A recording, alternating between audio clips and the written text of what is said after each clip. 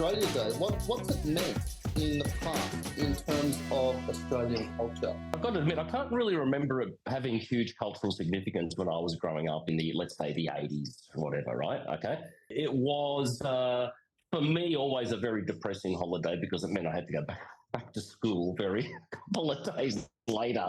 So it was the last hurrah. And from a school kid's point of view, it was a bit of a jip because it was a public holiday inside an existing holiday. So you didn't get, you didn't get an additional holiday. Adults, of course, did. If I could put it this way, I don't think it was being used as a tool to market the concept of Australia to Australians at the time.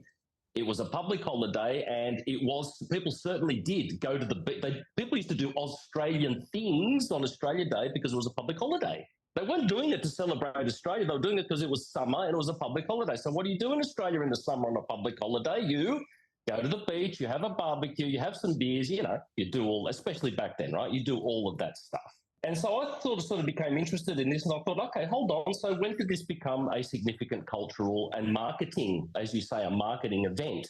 And we'll come to what exactly are we celebrating? We'll look at it in a global context as well. But I looked into it, Nick. When did we first start using Australia Day, the 26th of January as Australia Day in Australia? And apparently it was 1935.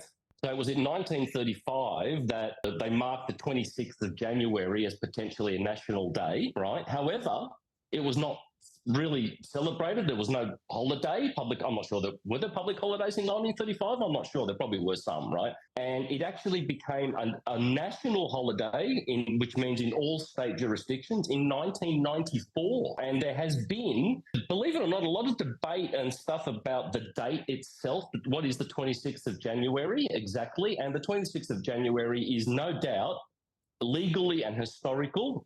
Verified, this is when the flag was raised at Port Jackson, is that Sydney Cove, right? Whatever you called it, Port Jackson. This was when the first flag was raised, and it would have been a British flag, even though the first fleet arrived days earlier at Botany Bay, right? Because there's no people saying, "Oh, no, it's the 18th of January." That's when yeah, it is, but when the flag was raised, that's the day that they for right or wrong, okay, for right or wrong, that's the day.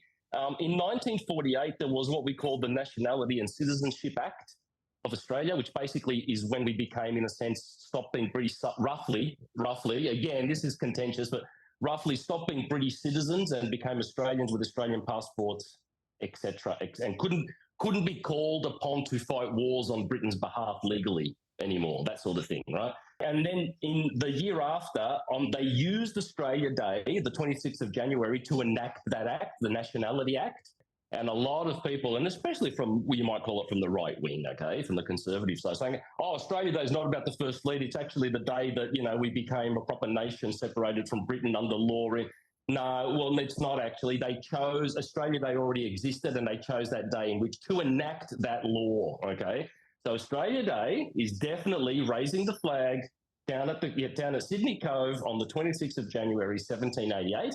And that's what was celebrated in the bicentenary. That is the historical thing, right? Now, the thing is, why did it become not just a national public holiday, but why did it start to become marketed, and it started to be marketed to Australians as a day of national significance where we should all be proud to be and be thankful to be Australians? I think this started under the Howard government because they took power in 1996. Australia Day was already a national holiday, and they started marketing that. And also had resuscitated, the same government resuscitated Anzac Day. They spent a lot of money out at Gallipoli in Turkey to fix that place up with the car park and all that stuff.